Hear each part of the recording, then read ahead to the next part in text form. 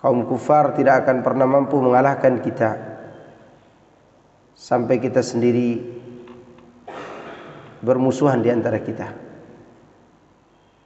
Dan itulah yang membuat Yahudi ini besar kepala ketika mereka berhasil memecah belah kaum muslimin dengan berbagai macam propaganda, berbagai macam isu, berbagai macam berita yang menakutkan, sehingga hati-hati kaum muslimin pun retak, berpecah belah, fisik mereka pun saling berantem, sehingga Yahudilah yang menang pada saat itu.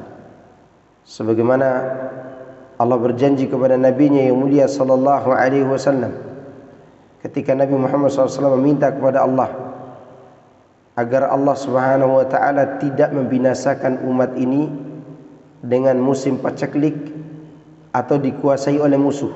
Allah menjawab dan berkata kepada nabinya, "Wahai Muhammad, apa yang kau minta telah aku kabulkan, yaitu aku tidak akan membinasakan umatmu dengan musim paceklik yang berkepanjangan, dan aku tidak akan membiarkan musuh-musuh mereka menguasai tanah dan negeri mereka."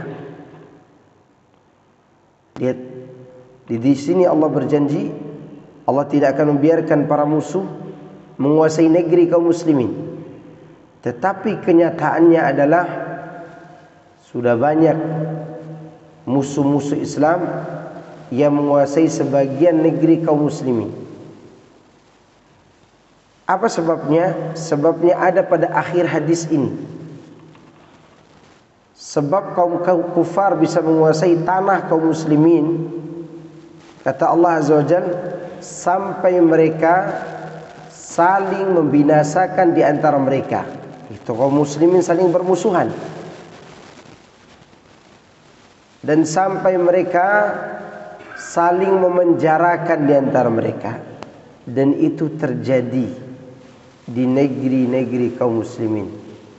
Apa sebab perpecahan itu? Sebabnya adalah karena kejahilan di dalam beragama. Dan itu yang menjadi target utama Yahudi. Yahudi itu membuat target bagaimana kita dijauhkan dari ilmu. Maka semakin kita dijauhkan dari majelis ilmu, maka kita akan semakin berpecah belah. Dan semakin kita mengadakan majelis ilmu, maka Yahudi akan semakin mengarahkan semua kekuatannya untuk menjauhkan kita dari majelis ilmu tersebut.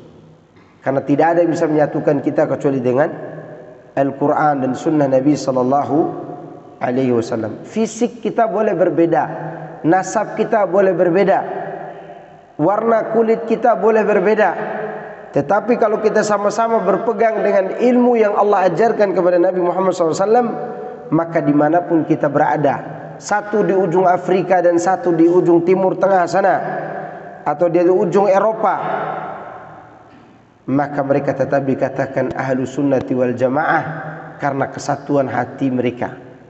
Dan ini yang ditakuti Yahudi, dan yang mereka khawatirkan ini. Mereka tidak khawatir dengan orang-orang yang mencaci maki mereka di jalan-jalan, tidak khawatir mereka, karena mereka tahu itu bukan bagian dari ajaran Rasulullah SAW.